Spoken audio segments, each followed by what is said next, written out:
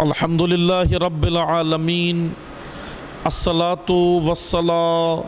محمد الرسول اللہ صلی اللہ علیہ وآلہ وسلم اللہم صلی علی محمد وآل محمد واشہد ان امیر المؤمنین و امام المتقین علی ابن ابی طالب علیہ الصلاۃ والسلام و فاطمۃ الزہراء سلام اللہ تعالی علیہا والحسن والحسین سید شباب اہل الجنہ وعلی ابن الحسین زین العابدین علیہ الصلاۃ والسلام ومحمد ابن علی الباقر علیہ الصلاۃ والسلام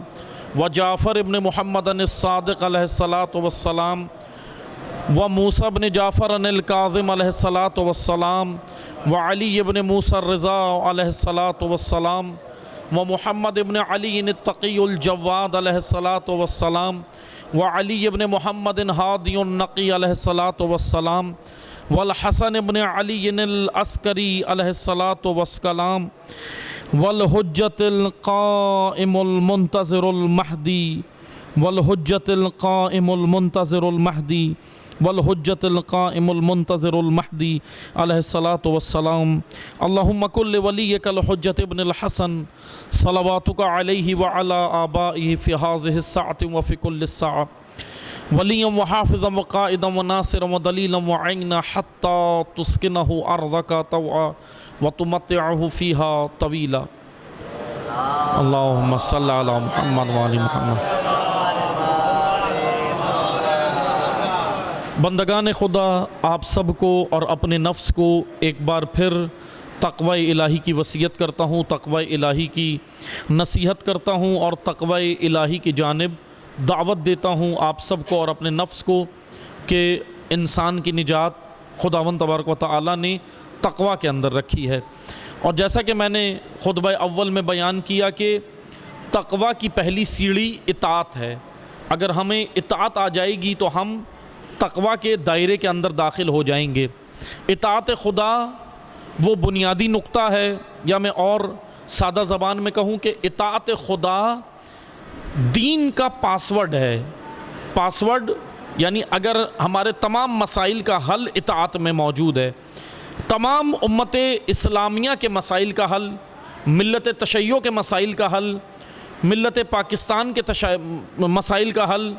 اور تمام دنیا کے بشر کے مسائل کا حل اطاعت خدا کے اندر ہے، خالق کی اطاعت میں ہے، خدا کے فرمان کی اطاعت میں ہے۔ اسی فرمان کی روشنی میں آج ہم دیکھتے ہیں کہ خداوند تبارک و تعالی نے کیا قانون دین مقرر کیا کہ جس کے ذریعے سے ہم نجات پا سکتے ہیں۔ دین اسلام ایک جامع دین ہے۔ دین اسلام ایسا دین نہیں ہے کہ ناقص یا ادھورا دین ہو، مکمل دین ہے، جامع دین ہے۔ دین اسلام کے پاس معیشتی سسٹم بھی موجود ہے، دین اسلام کے پاس اپنا اکنامکس کا نظام بھی موجود ہے، دین اسلام کے پاس عبادی نظام بھی موجود ہے، دین اسلام کے پاس اپنا سیاسی نظام بھی موجود ہے۔ ملک و قوم کو کیسے چلانا ہے، دین اسلام کے پاس وہ قانون موجود ہے۔ یہی کلام امیر المومنین علی ابن ابی طالب علیہ الصلاۃ والسلام اللہم صلی علی محمد وآل محمد وعجل فرجہم، جس کا نام نہج البلاغہ ہے۔ نہج البلاغہ عبادی کتاب بھی ہے، نہج البلاغہ تمدنی تہذیبی کتاب بھی ہے، نہج البلاغہ اخلاقی کتاب بھی ہے اور نہج البلاغہ سیاسی کتاب بھی ہے۔ لیکن کون سی سیاست؟ الہی سیاست، پاکیزہ سیاست، علوی سیاست، نبوی سیاست۔ سیاست سے مراد یہ ہے کہ ملک چلانے کا قانون۔ امیر المومنین نے اپنے نمائندوں کو جو خطوط لکھے نہج البلاغہ میں، جناب مالک اشتر کو، جناب محمد ابن ابی بکر کو اور عبداللہ ابن عباس کو، اور اسی طرح مختلف امیر المومنین نے جو اپنے وزراء امراء جو مقرر کیے، جو بھیجے، مختلف زمینوں پر بھیجے اپنے دور حکومت میں، امیر المومنین نے ان کو ان کی ذمہ داریاں بیان کی کہ سنو، تمہاری گردنوں پر عوام کا حق ہے، اور عوام کو بھی خط لکھ کر کہا کہ تمہاری گردنوں پر حکمرانوں کے بھی حقوق ہیں، لیکن وہ حکمران جو مقرر اللہ کی جانب سے ہوں۔ اب یہ کلی طور پر نہیں کہا کہ مثلا جو بھی ہو اس کا حق نہیں بنتا، بلکہ وہ جو اللہ نے مقرر کیے ہیں۔ بس توجہ سے سنیں، امیر المومنین نے ملک چلانے کا نظام بھی دیا ہے۔ امیر المومنین نے اکنامکس، معیشت، آج سب سے بڑا مسئلہ ہمارے ملک میں معیشت ہے، جو بنا دیا گیا ہے نہیں، کیونکہ خطبہ دوم، آپ ظاہر سی بات ہے خطبہ دوم حالات حاضرہ کے لیے خود اہل بیت علیہ السلام نے مقرر کیا، اس لیے میں مختصر سا صرف ذکر کروں گا کیونکہ وقت محدود ہے، باتیں بہت ساری ہیں، حالات حاضرہ میں بیان بہت کچھ کرنا ہوتا ہے، لیکن ہم مختصر سا جو بنیادی ترین یہ کہہ لیں کہ ایشوز ہیں ہمارے ملکی ہوں یا غیر یا بیرونی ہوں، اندرونی ہوں یا بیرونی ہوں، میں صرف 2 نکات پہ روشنی ڈالوں گا اس مختصر سے وقت میں۔ سب سے پہلا مسئلہ، ملک کے اندر آج معیشتی نظام کس دہانے پہ لے کے جایا جا رہا ہے، ایک خطرناک صورتحال بنتی جا رہی ہے۔ خدا نہ کرے کہ ایسی صورتحال بنے جو سری لنکا میں ہوئی، ایسی صورتحال نہ بنے جو دیگر ممالک میں ہوئی، لیکن ہم نے حالات حاضرہ میں بیان کیا ہے، جو لوگ اس کو تفصیل سے سننا چاہیں نیٹ پر وہ ویڈیو موجود ہے۔ سری لنکا کی معیشت تباہ ہونے کی وجوہات، 3 بڑی بنیادی وجوہات ہم نے اس لیکچر کے اندر، اس حالات حاضرہ کے درس کے اندر میں نے وہاں بیان کی ہیں، جو سننا چاہیں وہ نیٹ پہ سن سکتے ہیں، یوٹیوب پر موجود ہیں، کہ 3 بنیادی وجوہات میں ایک سب سے بڑی وجہ جو ہم نے سری لنکا کی معیشت کی تباہی کے اوپر جو بیان کی کہ سری لنکا کی حالات کیوں ہیں اس ملک کے، اس کی سب سے بڑی بنیادی وجہ تھی حکمرانوں کے غلط فیصلے اور غلط وقت پر کرنا، یا بعض اوقات میں اور اس کی وضاحت کروں، درست فیصلہ تھا لیکن وقت صحیح نہیں تھا۔ بعض اوقات اسی لیے ہمیں حکمران کو اسٹریٹجسٹ ہونا چاہیے، حکمران کو حکمت آمیز فیصلے کرنے چاہیے، حکمرانوں کو معیشت کا میدان ہو، تعلیم کا میدان ہو، سیاست کا میدان ہو، جو بھی میادین ہو ملک چلانے کے، تہذیبی و تمدنی و اخلاقی جو بھی میادین ہو، اس میں فیصلے بہت پھونک پھونک کر کرنے ہوتے ہیں، قدم رکھ کر کرنے ہوتے ہیں، کیونکہ ذمہ داری کاندھوں پر ہوتی ہے، ملک چلانا ہوتا ہے۔ لیکن یاد رکھیں، سری لنکا کی جو بنیادی وجہ بنی وہ یہی بنی کہ وہاں کے جو صدر اور وزیر اعظم ہیں، راج پکشا صدر اور وزیر اعظم کیونکہ یہ دونوں بھائی ہیں، وزیر اعظم تو مستعفی ہو گئے لیکن صدر ابھی تک مستعفی نہیں ہوئے وہاں سری لنکا کے اندر، لیکن یہ دونوں بھائی ہیں، اور بہرحال انہوں نے جو صورتحال اس ملک کی بنائی وہ یقیناً ان کے اپنے ہاتھوں سے بنی ہے، خود اپنے ہاتھوں سے انہوں نے یہ صورتحال ملک کی بنائی، اکنامکس تباہی کے دہانے پر لے گئے،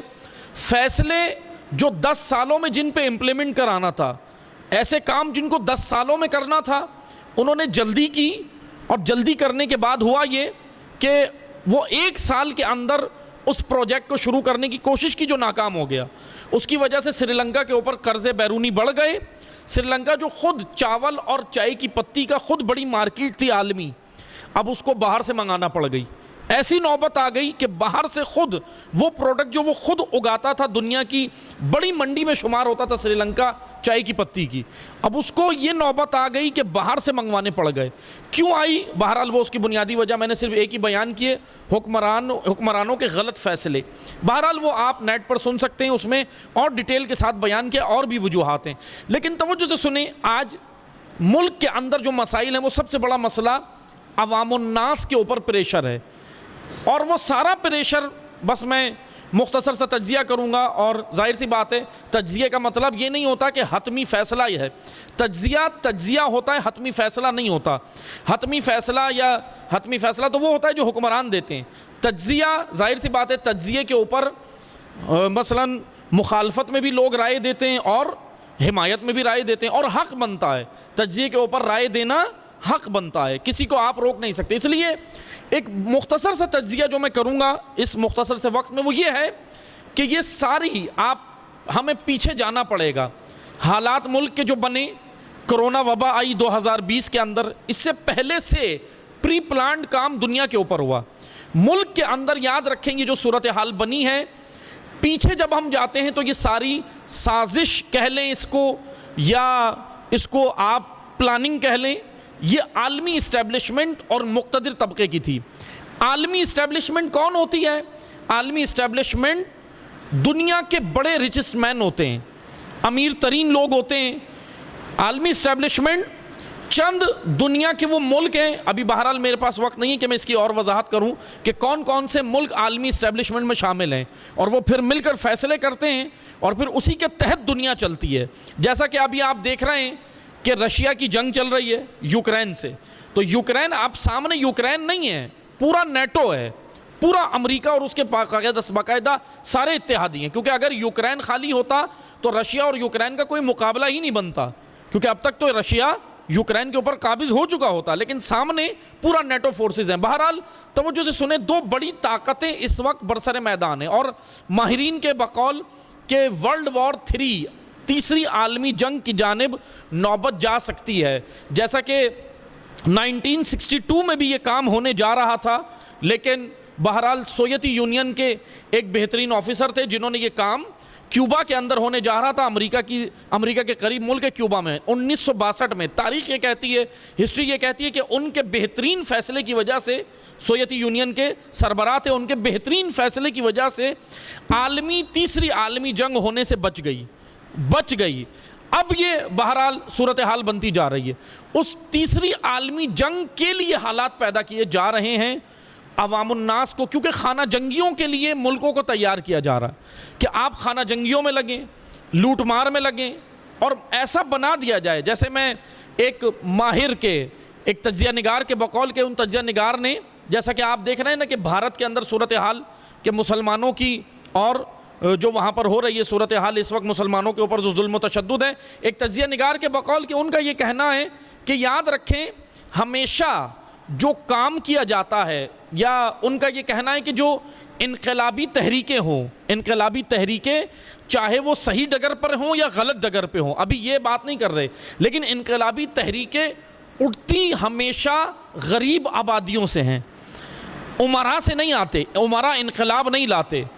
یعنی امیر طبقہ انقلاب نہیں لاتا، ایلیٹ کلاس انقلاب نہیں لاتی، کیونکہ اس کو ضرورت ہی نہیں ہوتی، وہ ہر نظام میں خوش ہوتے ہیں، ایڈجسٹ ہوتے ہیں، کیپٹلزم ہو، سوشلزم ہو، امپیرلزم ہو، کوئی بھی بلاک ہو دنیا کا، معیشتی بلاک ہو، سیاسی بلاک ہو، پولیٹیکل بلاک ہو، وہ اس میں خوش ہوتے ہیں، کیونکہ ان کے اوپر کوئی پریشر نہیں ہوتا۔ لیکن عزیزان محترم، بس مختصر سے سنیں، یہ سارا عالمی پریشر جو بنایا جا رہا ہے، وہ ساری تیاری ہے اسرائیل کو قبول کروانے کی، کہ یہ سارا چاہے وہ عوام کو، مسلمان ممالک کو چاہے معیشت کے طور پہ پریشان کیا جائے یا کسی اور بہانے سے پریشان کیا جائے، اسرائیل قبول کرنا ہے۔ اور اسرائیل کی جرأت یہ دیکھیں، اقوام متحدہ سے سوال بنتا ہے، یو این خاموش ہے، اسرائیل کی جرأت یہ دیکھیں، اسرائیل کی جو پارلیمنٹ ہے، اسرائیل کی پارلیمنٹ، کیونکہ اسرائیلیوں کی زبان عبری زبان ہے، عربی نہیں، عبری زبان ہے، عبری زبان یہودیوں کی زبان ہے، عبری زبان میں اسرائیلی پارلیمنٹ کے اوپر جو دروازہ ہے، اسرائیلی پارلیمنٹ کا جو مین ڈور ہے، جو دروازہ ہے، اس کے مرکزی دروازے کے اوپر عبری زبان میں باقاعدہ لکھا ہوا ہے کہ اے اسرائیل، تیری سرحدیں نیل سے فرات تک ہیں، یعنی اس کا معنی یہ ہے کہ اسرائیل نے مکہ، مدینہ، نیل سے فرات کے میں راستے بتا رہا ہوں کہ کہاں کہاں اسرائیل نے قابض ہونا ہے، صرف فلسطین کی زمین پہ ہی اسرائیل نہیں رہے گا، اسرائیل کی پلاننگ، اسرائیل کی اسٹریٹجی انہوں نے اپنی پارلیمنٹ کی دیوار کے اوپر لکھی ہوئی ہے، اور وہ کیا ہے کہ تمہیں یہاں سے نیل سے فرات تک جانا ہے، اور وہ کیا ہے، اس نیل سے فرات کا راستہ ہے مکہ، مدینہ، یمن، پورا مڈل ایسٹ، یہ جو آپ کے سامنے نظر آ رہا ہے، اور مکہ اور مدینہ کو مرکز بنانا ہے، یہ سارے کام۔ اب بہرحال سوال یہ بنتا ہے کہ ضروری نہیں ہے کہ اسرائیلی فورسز آ کر ہی ان علاقوں پہ قبضہ کریں گی، اسرائیل اپنے سفارت خانے کھول کر بھی ان ممالک میں نفوذ اپنا کر سکتا ہے، جیسا کہ کر رہا ہے۔ پچھلا جو صدر تھا امریکہ کا ڈونلڈ ٹرمپ، اس نے ایک معاہدہ کیا تھا عربوں کے اور اسرائیلیوں کے درمیان، اسرائیل اور عربوں کے درمیان ایک معاہدہ کیا تھا جس معاہدے کو ابراہم اکارڈز کہتے ہیں۔ ابراہم اکارڈز یہ وہ معاہدہ ہے جس کے تحت عربوں کو اسرائیل کے قریب لایا جائے گا اور لایا جا رہا ہے۔ قطر ہو، بحرین ہو، ایجپٹ، مصر نے، ابھی تو مصر نے بھی یہ کام شروع کر دیا انہوں نے، اور باقاعدہ قبول کرنے کی تیاری مصر بھی کر رہا ہے۔ سفارتی تعلقات بہرحال چھپ کے تو چل رہے تھے لیکن ابھی شروع کر دیا، جیسے بہرحال تمام جگہوں سے ابھی یہ کارروائی شروع کی جا رہی ہے عربوں کے پورے اندر، یعنی اصل اسرائیل کا ہدف میں آپ کو بیان کروں بس مختصر سا، اور آپ کی زحمت تمام، پھر ہم نماز کی جانب جائیں گے۔ بتوجہ سنیں، اسرائیل کا جو پورا اصل ہدف ہے وہ چاروں طرف سے ایران کو گھیرنا ہے۔ اصل اسرائیل کا جو ہدف ہے ایران کو گھیرنا ہے، کیونکہ ایران، اب میں اور اگر نظریاتی زبان میں کہوں تو یاد رکھیں، کیوں ایران ہی؟ کیا ایران رضا شاہ کے دور میں ایران نہیں تھا؟ اس دور میں اسرائیل نے یہ سازشیں کیوں نہیں کی؟ آج کیوں؟ اس وجہ سے کیونکہ ایران رضا شاہ کے دور میں ایران ہی تھا، آج بھی ایران ایران ہی ہے، لیکن ایران میں نظام بدل گیا۔ پہلے بادشاہت تھی اور اب ولایت علی کی جھلک نظر آ رہی ہے۔ اب ولایت ہے، اور دشمن کو اسرائیل ہو امریکہ ہو سب سے زیادہ خطرہ ولایت سے ہے، سب سے زیادہ خطرہ مہدویت سے ہے۔ اصل میں اسرائیل ایران کو گھیرنا نہیں چاہ رہا، بلکہ روئے زمین سے مہدویت کا خاتمہ چاہ رہا ہے۔ اصل ہدف یہ ہے۔ جیسے بعض لوگ کہتے ہیں نا، کالم بھی لکھ رہے ہیں، بعض کالم لکھ رہے ہیں، سوشل میڈیا کے بھی چیمپئن ہیں بعض، اور ویسے بھی کالم لکھ رہے ہیں اور کہہ رہے ہیں جب عربوں نے بھی تسلیم کر لیا اسرائیل کو، جب سب معاہدے کر رہے ہیں تو بھائی پھر پاکستانیوں کو کیا پڑی ہے، یہ بھی کر لیں۔ آئیں، میں کسی تجزیہ نگار کی بات نہیں کرتا، میں کسی اینکر کی بات نہیں کرتا، میں کسی غیر معصوم کی بھی بات نہیں کرتا، میں کسی مخلوق کی بات نہیں کرتا۔ اسرائیل کو تسلیم کر لینا، لیکن جاؤ پہلے جا کے قرآن سے سورہ ممتحنہ کی آیات کو نکال دو۔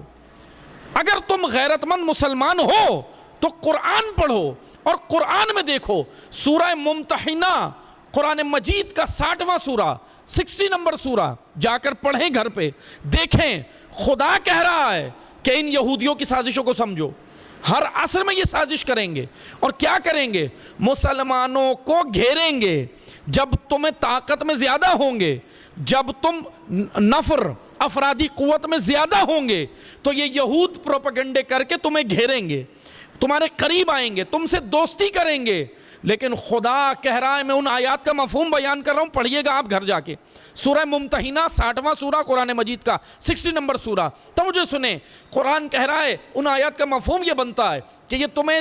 قریب آئیں گے، یہود تمہارے قریب آئیں گے، تم سے دوستی کریں گے، لیکن دوستی کرنے کے بعد یہ تمہارا تشخص چھین لیں گے، تمہارا ایمان چھین لیں گے، تمہارا عقیدہ چھین لیں گے، تمہارا دین چھین لیں گے، تمہاری غیرت چھین لیں گے، تمہاری حمیت چھین لیں گے، تمہاری عزت چھین لیں گے، تمہاری سرفرازی چھین لیں گے، تمہارے وجود سے اقدار انسانی نکال کر تمہیں اپنا غلام بنا دیں گے۔ قرآن کہہ رہا ہے کہ یہود و نصارہ کی، یہود کی سازش کو سمجھیں۔ بہرحال وہ قلعہ، چاہے وہ پیغمبر اکرم کے دور میں ہو یا آج اسرائیل کی صورت میں وہ قلعہ زمین پہ موجود ہو، ہر اس قلعے کو ڈھانے کا حکم اللہ نے دیا ہے۔ بنی نذیر قبیلہ مدینہ کے قریب، یہودیوں کا قبیلہ رہتا تھا بنی نذیر، اپنے قلعے میں بیٹھ کر پیغمبر اکرم کے قتل کی پلاننگ کر رہا تھا، سازش کر رہا تھا۔ اللہ کا حکم آیا، جا کر اس قلعے پر چڑھائی کرو۔ مسلمانوں کو حکم آیا، یہ مسلمانوں نے حملہ کیا ہے، یہ دفاعی جنگ نہیں تھی، پہلا حملہ مسلمانوں نے کیا کہ جاؤ اس قبیلے پر چڑھائی کرو۔